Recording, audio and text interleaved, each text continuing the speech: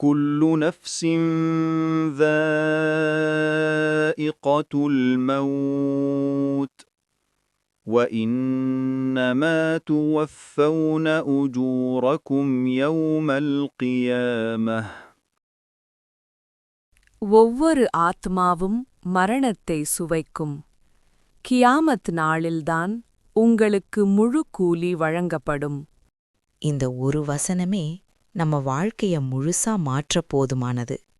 ஏனென்றால் மரணம் யாரையும் கேட்டு வராது. இளம் வயசா இருந்தாலும் ஆரோக்கியமா இருந்தாலும் மரணம் நிச்சயம். இன்றைக்கு நாம சிரிச்சு வாழ்றோம். ஆனா நாளைக்கு இந்த மூச்சு இருக்குமான்னு யாருக்கும் தெரியாது. قل يتوفاكم ملك الموت الذي وكل بكم ثم إلى ربكم ترجعون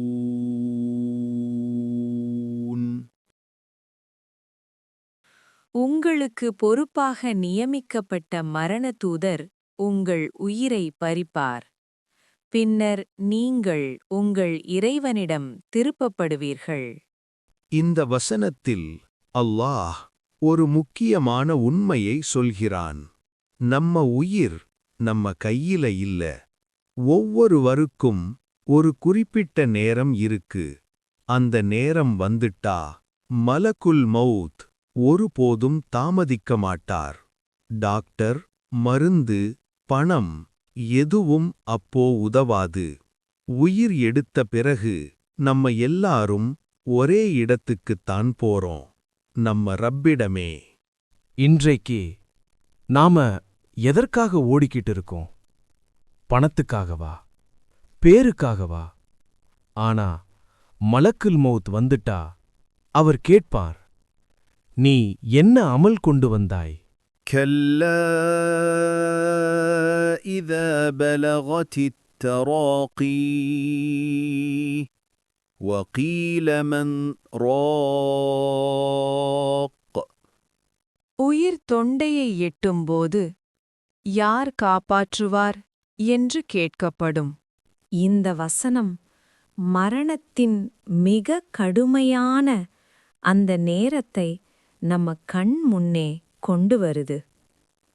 உயிர் தொண்டையை எட்டும்போது அந்த மனிதனுக்கு இந்த உலகம் மெதுவாக மங்க ஆரம்பிக்கும். கண்கள் திறந்திருந்தாலும் அவன் பார்க்க முடியாது. காதுகள் கேட்டாலும் அவன் பதில் பேச முடியாது. அந்த நேரத்தில் குடும்பம் சுற்றி நிற்கிது. அம்மா அழுவாள், அப்பா கண்ணீர் விடுவார், மனைவி பிள்ளைகள் உதவ முடியாம நிற்பார்கள். எல்லாரும் ஒரே கேள்வி, யார் காப்பாற்றுவார்? ஆனா அந்த நேரத்தில் யாரும் காப்பாற்ற முடியாது. அந்த கடைசி நேரத்தில் டாக்டர் கைகளும் நடுங்கும், பணமும் பேசாமல் நிற்கும். அப்போ நம்முடன் இருப்பது ஒரே ஒன்றுதான், நம்ம அமல்கள். அந்த நேரத்துக்காக நாம இப்போ தயாரா இருக்கிறோமா? قل يا عبادي الذين أسرفوا على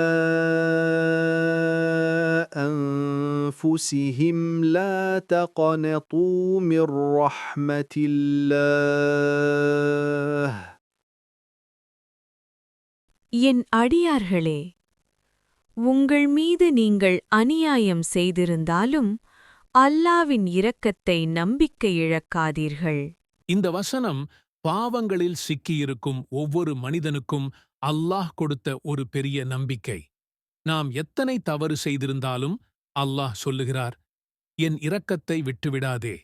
மனிதர்கள் நம்மை மன்னிக்க மாட்டார்கள். ஆனா அல்லாஹ் மனம் திரும்புகிற அடியாரை கண்டிப்பாக மன்னிப்பான். மரணம் வரும் முன்னாடி தௌபா செய்யும் கதவை அல்லாஹ் மூடமாட்டான். இன்றே அல்லாஹ்விடம் மனம் திரும்பினால் நம்ம கடந்த காலம் எவ்வளவு மோசமானதாக இருந்தாலும் நம்ம முடிவு அழகானதாக மாற முடியும். அந்த வாய்ப்பை நாம இப்போ பயன்படுத்திக்கிறோமா?